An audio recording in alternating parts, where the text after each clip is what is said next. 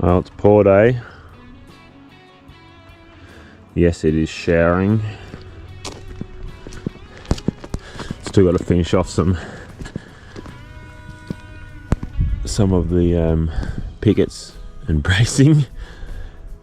Truck will be here at 7 AM with concrete. The boys with the concreters and that will be all here earlier. Well, hopefully the rain holds off a little bit, because at the moment it's not real pleasant. Yeah, so once we get all the pump trucks set up and all the concreters are all finishing, helping me get all those boxing braces finalised and finished, what we'll do is we'll start getting the concreters, we'll start filling up all the beams first, after we pumped out all the water from the night before. Pump all the beams full of concrete first, and then we work our way around, and then once we then we'll start working our way from one side all the way back through the slab.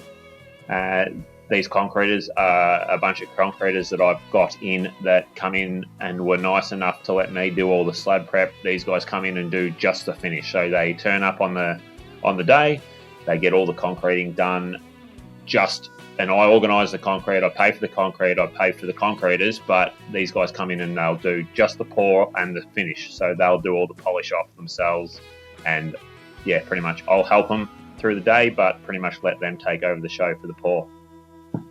I also hire Mark, who has his own pump truck. So this pump truck, this big green pumping truck, he is hired himself. He also controls it. So he'll control the flow, how much concrete needs to be flown through this, and he'll have a controller on his hip that he uses. You can see here where it'll follow the beam around to where he needs to point all the concrete.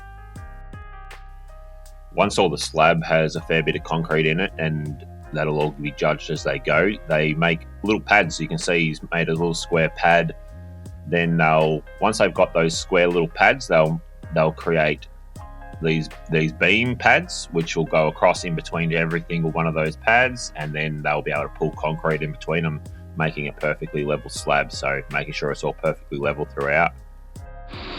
So with the extra pressure of the 1200mm, you can see, look how high that concrete is. And we've got bolts for the frame in there.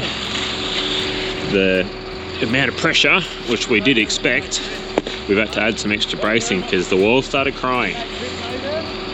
So we've added some extra bracing just on the bottom, because the bottom was flaring out, whereas the top was mainly supported by the top brace systems. So we just braced it all the way back and dynabolted a few extra braces in the middle.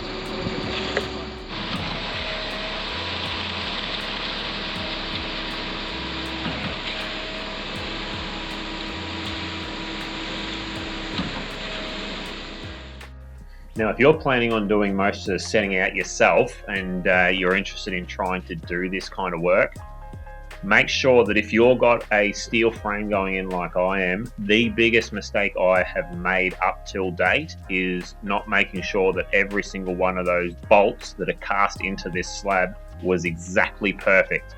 So you make sure that they're on their own bracing system and they're potentially cast in already preset in the exact perfect position, and making sure they're not going to move, and put so much bracing in that they're not going to move, so that when the guys that come in to do the actual frame for the metal frame come in, it's going to all be perfect. Mine was only out by 10mm, but the holes were a little bit out of square, so only like 10mm, those little bolts, but we got there in the end and we'll be able to make the frame work.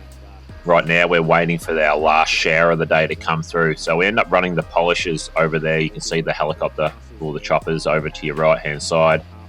Yeah, so we ended up doing a polish, and then we had to go over it all over again, because we had that one shower come through, which was really annoying, but only put us back about 15 minutes. Once all the guys finished getting all the concrete in, I've marked little marks with nails and blue marking spray. You can see him and a couple of the guys working the little ramps that are two entrances to our garages, and then other guys from the team are going around with the choppers, starting to do all the final finish, and then we start stripping all the boxing. Happy days. A little bit lucky with the rain. we were very close to cancelling, but we were predicting a lot more rain than what we actually got, so it was only a few showers during the day.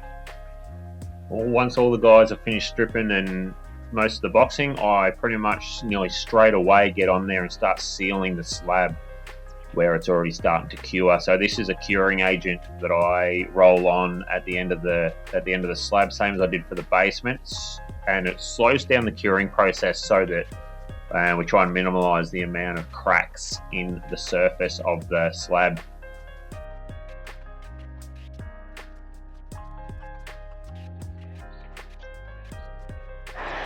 Thanks for watching another episode, guys, and I'll try and get some more footage out soon, but there is going to be a little bit of a delay as we are now going to the fabrication stage of the metal. I was originally going to fabricate the entire metal frame myself, but I'm outsourcing that now just due to the complications, and it looks like that we'll need an industrial digital jig to be able to even weld it to the precise measurements that we need to be able to do. So I won't have that equipment. I've got the welders and everything like that, but it's looking way too complicated without having specialized tooling for this size frame. So I'm outsourcing that. I'm also going to be potentially doing a bit of other work on the side, so that might take up to a couple of months, but stick around, and once we get this frame up, I'll be doing every single step from there on out through the entire build, so there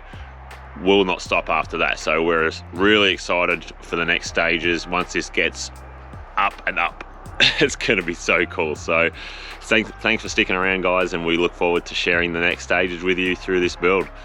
Talk soon. Thanks, guys.